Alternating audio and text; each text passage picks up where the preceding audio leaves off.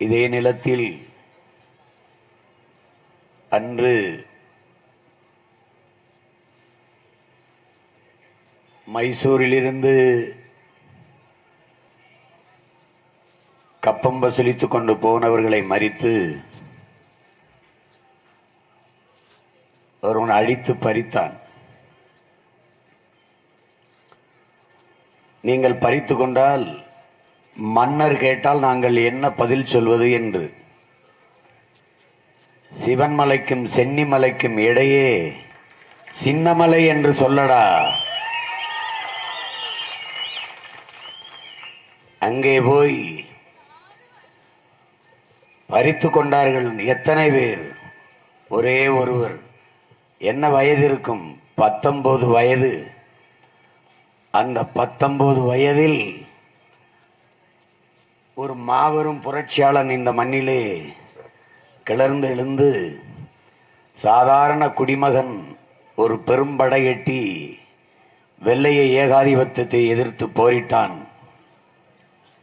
அவனுடைய வீரத்திலும் தீரத்திலும் பெரிதும் மகிழ்ந்த திப்பு, தீரா நீ ஓடா நிலையை தலைமையிடமாக வைத்து நீயே இந்த நிலத்தை ஆளு என்று பரிசாக கொடுத்தான். நம் பாட்டன் அரைகோள் விட்டு சொன்னது, இவ்வளவு பெரிய இனக்கூட்டத்தில் இந்த நிலத்தை ஆள ஒருவனுக்கு கூடவாடா தகுதி இல்லை. அன்று தீரன் கேட்டதை இன்று அவன் பேரன் கேட்கிறேன். இவ்வளவு பெரிய இனக்கூட்டத்தில் ஒருவனுக்கு கூடவாடா இந்த நிலத்தை ஆள தகுதி இல்லை.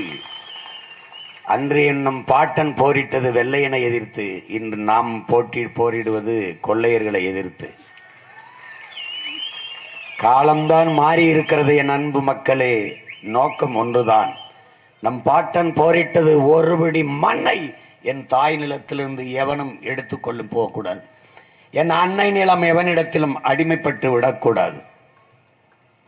அவன் படையிலே சாதி மதங்களை கடந்து பொல்லான், கருப்பன், சேர்வை, குணாளன், நாடார் எல்லாரும் சேர்ந்து போராடினார்கள்.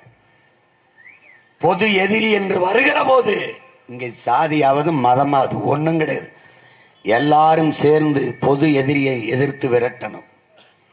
இன்னைக்கு நமக்கு பொது எதிரிகள் ஒருவர் இருவர் அல்ல, பல பேர். நாற்பக்கமும் பகைவர், நடுவில் நம் தமிழ்த்தாய் என்றான் புரட்சி பாவலன். அதே நிலையில்தான் இன்று நாம் இருக்கிறோம். ஒரு பக்கம் இந்திய கட்சிகள், பாரதிய ஜனதா, காங்கிரஸ், ஒரு பக்கம் திராவிட கட்சிகள். இரண்டுமே, இந்த 4 கட்சிகளின் கோட்பாடுகளுமே தமிழ் பேரினத்திற்கு எதிரானதுதான். தமிழை அழிக்க வேண்டும், தமிழனை அழிக்க வேண்டும், தமிழர் நிலத்தின் வளத்தை சுரண்டி கொழுக்க வேண்டும். இதை தவிர அவர்களுக்கு வேற நோக்கமே கிடையாது. இந்த அறிவார்ந்த தமிழ் சமூக மக்கள், என் அன்பு தம்பி தங்கைகள், இதை கவனத்தில் எடுத்துக்கொண்டு இந்த தேர்தல் களத்தை அணுக வேண்டும். மற்ற தேர்தல்கள் போல் இது இல்லை. இந்திய கட்சிகள் எதற்காக? அரை நூற்றாண்டுகளுக்கு மேலாக இந்த நிலத்தை ஆட்சி செய்த திராவிட கட்சிகளால் என்ன நிகழ்ந்திருக்கிறது? உங்கள் மொழி இருக்கிறதா? உங்கள் நாட்டில் தமிழ்நாடு என்று பெயர் வைத்து விட்டால் போதுமா? தமிழ் இருக்கிறதா? உன் தாய்மொழி இருக்கிறதா? தாய்மொழி அழிய கொடுத்து விட்ட இனம் உலகத்தில் வாழ்ந்திருக்கிறதா? வரலாற்றில் அப்படி செய்தி இருக்கிறதா? படித்திருக்கிறோமா? இல்லை, இல்லை.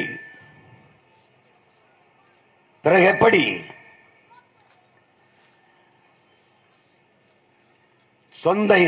சொந்த தாய்மொழியை, அந்த இன மக்களை அழிய கொடுத்து விட்டு நிற்பது எவ்வளவு அவமானகரமானது. தன் தாய்மொழி சிதைந்து அழிவது தெரியாமல் கூட வாழ்ந்து கொண்டிருப்பது. 50,000 ஆண்டுகளுக்கு மூத்த ஒரு மொழியை 500 ஆண்டுகளை கூட தொடாத இந்தி மொழி அதிகாரம் செலுத்துவதென்றால் எப்படி தமிழ் மக்கள் அதை ஏற்பது? இந்தியை திணித்தார்கள், எதிர்த்தோம். இந்திக்காரனை திணித்துக் கொண்டிருக்கிறார்கள். சிறுக சிறுக இது இந்தி பேசும் இன்னொரு மாநிலமாக மாற்றப்பட்டுக் கொண்டிருக்கிறது என்பதை தமிழ் மக்கள் மறந்து விடாமல் விழிப்புணர்வோடு இதை பார்க்க வேண்டும். நுட்பமாக நம்மளை உழைப்பிலிருந்து வெளியேற்றுகிறார்கள். தமிழர்களுக்கு சோம்பேறிகள், உழைக்க வரமாட்டார்கள், குடித்துவிட்டு மயங்கி கிடப்பார்கள் என்று. குடித்துவிட்டு மயங்கி கிடக்கிறார் என்றால் குடிப்பகத்தை, தெருவுக்கு 2 குடிப்பகத்தை திறந்து வைத்தவனுக்கு ஓட்டதற்கு எதற்கு? சாராய்க்கடை நடத்துவதற்கு ஒரு ஆட்சியா, ஒரு அரசா? அதற்கா? படிக்க வைத்த தலைவர்கள் எங்கே? தெருவுக்கு 2 டாஸ்மார்க்கை திறந்து குடிக்க வைக்கிற ஆட்சியாளர்கள் எங்கே? சமூகம் எதை நோக்கி போகிறது? எதை நோக்கி போகிறது? அன்பு சொந்தங்களே, உக்ரைன் நாட்டு அதிபர் செலன்ஸ்கி அதிக அரசு அலுவலகங்களை மாட்டியிருந்த தன் படத்தை எடுத்து விடுங்கள் என்கிறார். ஏன்? நான் ஒரு குறியீடோ அடையாளமோ இல்லை. என் படத்தை எடுத்துவிட்டு உங்கள் குழந்தைகளின் படத்தை உங்கள் மேசைக்கு எதிரே மாட்டுங்கள். எந்த ஒரு திட்டமோ சட்டமோ கையெழுத்திடுவதற்கு முன்பு உங்கள் குழந்தைகளின் முகத்தை ஒரு முறை பாருங்கள். அவர்களின் எதிர்காலத்திற்கு இது சரியாக இருக்குமா இருக்காதா என்பதை உங்கள் குழந்தைகளின் முகத்தை பார்த்துவிட்டு கையெழுத்திடுங்கள். அப்படி இந்த ஆட்சியாளர்கள் கையெழுத்திட்டு இருந்தால் இத்தனை நச்சு திட்டங்கள் வந்திருக்குமா? இத்தனை ஆலைகள் வந்திருக்குமா? அப்ப அந்த எண்ணெய் எடுங்கப்பா, அப்ப அந்த தண்ணி எடுங்கப்பா. என் நிலத்துல நீர் இப்படி இருந்தா இது தண்ணீரா விஷமா? இதை பற்றி கவலைப்படுகிற ஆட்சியாளர்கள் இங்கே எவனாவது உண்டா? யாராவது பேசுவானா? ஏன் பேச மாட்டான்? ஏன்? நான் செத்தாவனுக்கு என்ன? என் இனம் சார்ந்தவன், என் ரத்தம் சார்ந்தவன் இந்த நிலத்தை ஆளும் போதுதான் என் தண்ணீர், என் காற்று, என் மலை, என் கடல், என் ஆறு, என் அருவி என்ற எண்ணம் வரும். என் பிள்ளைகள், அவர்களின் கல்வி, அவர்களின் எதிர்கால நல்வாழ்வு என்ற எண்ணம் வரும். இது மண்ணா? இது மண்ணா? உன் தாயின் மடி. இது பூமியா? இந்த உலகம் போற்றி தொழ வேண்டிய சாமி நம் தாய். தாய்க்கு நோய் இருந்தால் சேய்க்கு வரும். தாய்க்கு காச நோய் இருந்தால் சேய்க்கு வரும். தாய்க்கு புற்று இருந்தால் சேய்க்கு வரும். தாய்க்கு மாலைக்கண் நோய் இருந்தால் சேய்க்கு வரும். தாய்க்கு என்ன நோய் இருக்கோ அது சேய்க்கு வரும் என்றால் பூமி தாய்க்கு நோய் இருந்தால் அது பிள்ளைகளுக்கு வரும். நீ பார்க்கிறாய், நீ கண்ணால் பார்க்கிற இது எல்லாவற்றையும் தந்தவள் யார்? ஒரே ஒரு கேள்வி. நீ பார்க்கிற இந்த கட்டடம் கட்டுவதற்கான பொருட்களை தந்தவள் யார்? நான் பேசிக் கொண்டிருக்கிற ஒளிவாங்கி இதை தந்தவள் யார்? நீ அணிந்து கொண்டிருக்கிற தங்கம், கடியாரம், ஸ்கால் சட்டை, மேல் சட்டை எல்லாம் இந்த தாய் தந்ததுதான். நீ அருந்துகிற நீர், நீ உண்கிற சோறு, நீ உண்கிற கனி, உண்கிற காய், நீ பயன்படுத்துகிற பெட்ரோல், நீ பறக்கிற வானூர்தி, எல்லாத்திற்கும் உலோகங்களை, பொருள்களை தந்தவள் இந்த பூமி தாய் தான். எல்லாவற்றையும் தந்த அவளுக்கு நீ தந்தது என்ன? நோயை தவிர என்ன தந்தாய்? நச்சு குண்டுகளை கொண்டு போய் அவள் தலையிலே போட்டாய். மீத்தேன் ஈத்தேன் என்று அவள் ஈரக்குலையை உருவினாய். நிலக்கரி நிலக்கரி என்று அவள் சதையை கிழித்து தோண்டினாய். என்ன வைத்திருக்கிறாய்? வணங்குவதற்கு கோடி சாமி வைத்திருக்கிறாய். வாழ்வதற்கு ஒரே ஒரு பூமி தான் இருக்கிறது. ஸ்டீபன் ஹாக்கின்ஸ் இறந்து போய்விட்டான். அவன் சொல்லுகிறான், என்னரும் மக்களே, இந்த பூமியை உயிரினங்கள் வாழ்வதற்கு வாய்ப்பற்றதாக மாற்றிவிட்டார்கள். நீங்கள் வேற கிரகங்களை நோக்கி படையிடுங்கள் என்றான். அண்ணல் காந்தியடிகளின் அன்பு மக்களே, நம் இயற்கை அன்னை இந்த பூமி தாய் எல்லா உயிர்களுக்குமான தேவையை தந்து விடுகிறாள். ஆனால் மனிதர்களின் பேராசைக்கு தர முடியாமல் தவிக்கிறாள் என்கிறார். பனைமரம் பாலைவனத்தில் வராது, ஆனால் வறண்ட நிலத்தில் வரும்.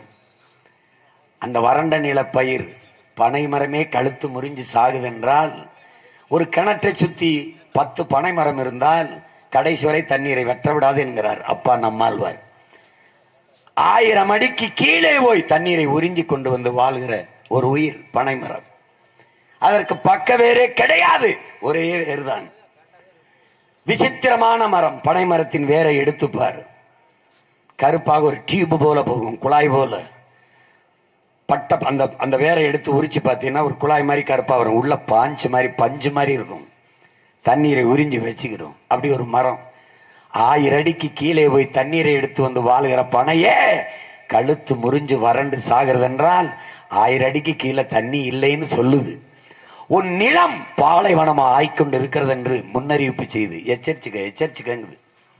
நீ அதை பத்தி கவலைப்படலையே? கவலைப்படல.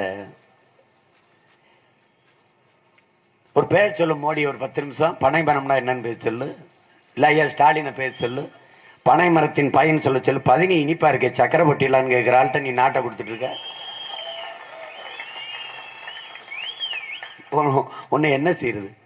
17 காய்ச்சல கருப்பட்டி 350 ரூபா, கல்லுல காய்ச்சல கருப்பட்டி 500 ரூபா. ஏன்?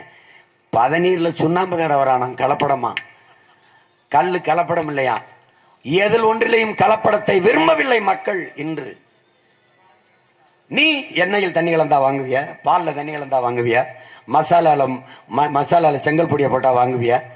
எதில் ஒன்றிலையும் கலப்படத்தை விரும்ப மாட்டா. நீ சாதியில கலக்க விட மாட்டா, மதத்துல கலக்க. ஆனால் உன் உயிருக்கு நிகரான உன் தாய்மொழியில் பிறமொழி சொற்களை கலந்து கலந்து பேசுவ. அது எப்படி? எப்படி மாற்றம் என்பது எங்கிருந்து வரணும்? இப்ப ஒரு புள்ளியிலிருந்து வரணும், எண்ணிலிருந்து வரணும், உன்னிலிருந்து வரணும், உன்னிலிருந்து வரணும். அம்மா சமைக்க போகும்போது சொலையில அரிசியை போட்டு ஒவ்வொரு கல்லா புறக்கி எடுக்கிற மாதிரி உன் தாய்மொழியில் கலந்திருக்கிற பிறமொழி ஒவ்வொரு சொல்லா எடுத்து போட்டு பேச கத்துக்கணும். எல்லா மொழி, எந்த மொழியின் துணையும் இன்றி தனித்து இயங்கக்கூடிய உலகில் ஒரு மொழி ஒன்றென்றால் தமிழ் மொழிதான். அதனால்தான் உயர் தனிச்சமொழி என்றார். எந்த மொழியும் பிற மொழியின் துணையின்றி இயங்க முடியாது. ஆனால் தமிழ் உலகத்தில் எந்த மொழியின் துணையின்றி இயங்கும். உலகத்தின் மொழிகளின் தாய் தமிழ். அந்த மொழி அழிந்து போனது. திட்டமிட்டு அழித்தார்கள், நீ துணை போனாய். நீ எழுதி வைத்துக்கள், உன் மகன், உன் உடன் பிறந்தவன் சொல்கிறேன், சரியாக இன்னும் 5 ஆண்டுகளில் இது இந்தி பேசும் இன்னொரு மாநிலமாக மாறும். அதை தடுக்க இருக்க வழி, அதிகாரத்தை இந்த மகனிடம் கொடு. வழியே கிடையாது, வழியே கிடையாது. எங்கள் திருநாட்டில் எங்கள் நல்ல ஆட்சியே பொங்கிடுக வாய்மை பொழிந்திடுக என்றே நீ செங்கதிர் சீர்க்கையால் பொன்னள்ளி பூசிய கங்குல் நிகர்த்த கருங்குயிலே கூவாயோங்கிறான். எங்கள் திருநாட்டில் எங்கள் நல்லாட்சி. ஒரு 5 ஆண்டு கொடுத்து பாரு, 5 ஆண்டு. பூமியின் சொர்க்கமாக என் தாய் நிலத்தை தமிழ்நாட்டை நாங்க மாத்தி படைக்கல. அப்புறம் கேளு, ஒரு கனவு எவனுக்கு அது இருக்கா? இந்த நாட்டில் 10 ஆண்டுகள் ஆண்டு இந்த பாரத தேசத்தை பிச்சைக்கார நாடாக மாற்றியதை விட ஐயா மோடி செஞ்சது. ஒரு மேடையில் பல்லாயிரக்கணக்கான மக்களுக்கு முன்பு கூடி முன்னாடி நின்று தான் செய்த ஆட்சியில் இவ்வளவு நலத்திட்டங்களை மக்களுக்காக கொண்டு வந்தேன் என்று பேச முடியுமா? ஒரு முறை பத்திரிகையாளர் சந்திச்சு பேச முடியுமா? மீடியா ஊடகத்தை சந்திச்சிருப்பாரா? 10 ஆண்டுகள்ல சந்திப்பாரா? சந்திப்பாரா? இந்திய நாட்டிலே ஒரே ஒரு அரசியல் கட்சியின் தலைவன் தான் அதிகப்படியாக பத்திரிகையாளர்களை சந்தித்தவன். இந்திய நாட்டிலே மக்களின் பிரச்சனை, எல்லா பிரச்சனைக்கும் களத்திலே நின்று போராடியவன் ஒரே ஒருவன் தான். அது உங்கள் மகன் தான், எவனுமே கிடையாது.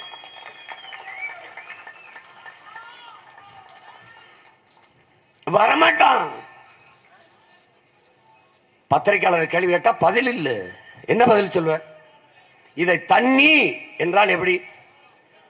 இது தண்ணீரா விஷமா?